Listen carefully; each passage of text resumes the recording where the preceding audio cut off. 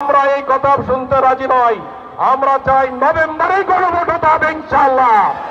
অতএব গণভোট হবে, এই দেশের মানুষ বলবে যে নির্বাচন গণভিত্তিক হবে, আইনি সনদ হবে জুলাইয়ের, না পিআর পদ্ধতি হবে কি হবে না এটা জনগণই বলে দেবে। অতএব আমরা নির্বাচন কমিশনকে বাংলাদেশ জামাত ইসলামের পক্ষ থেকে বলতে চাই, আপনি কোনো একটি দলের তালবাহানা শুনবেন না। জনগণের মনের কথা বুঝতে চেষ্টা করুন। এই দেশের জনগণ যে জন্য জীবন দিয়েছে, তাদের জীবন নিয়ে আপনারা ছিনিমিনি খেলবেন না। জনগণ আপনাদেরকে তখন আর ছাড়বে না। অতএব বাংলাদেশ জামাত ইসলামের স্পষ্ট বক্তব্য, নির্বাচনের আগেই গণভোট হতে হবে ইনশাআল্লাহ। আপনারা কি সেটা চান? আলহামদুলিল্লাহ, আমরা গণভোট চাই, নভেম্বরে গণভোট চাই, এবং আমরা চাই জুলাইয়ের সনদের আইনি ভিত্তি পিআর পদ্ধতির মাধ্যমেই এদেশে নির্বাচন হলে জনগণের প্রতিটা ভোটের মূল্যায়ন হবে।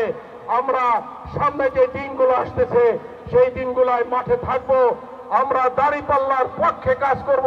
যে যেখানে ভোটার হই না কেন, বাংলাদেশের আমরা যে কোনো আনাচে কানাচে ভোটার হই না কেন, 300 আসনে বাংলাদেশ জামাত ইসলামী প্রার্থী দিয়েছে। এই 300 আসনে যে যেখানে ভোটার হন না কেন, দাঁড়িপাল্লার পক্ষে কাজ করবে ইনশাআল্লাহ।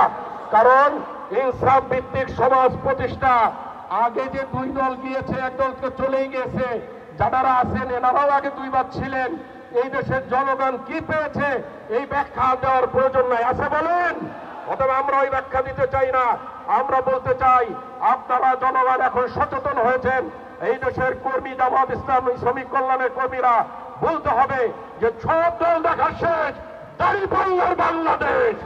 অতএব আমরা করতে চাই না। 54 বছর ঠকেছি। এই দেশে একটি ন্যায় ইনসাফ ভিত্তিক সমাজ প্রতিষ্ঠার জন্য বাংলাদেশ জামাত ইসলামের বিকল্প নাই। এই কথা মানুষকে বোঝানোর মাধ্যমেই সামনের নির্বাচনে জামাত ইসলামের পক্ষে সবাইকে উদাত্ত আহ্বান জানিয়ে, দাঁড়িপাল্লার জন্য সবাইকে কাজ করার জন্য আহ্বান জানিয়ে আজকে আমার কথা শেষ করলাম। আসসালামু আলাইকুম রহমতুল্লাহ।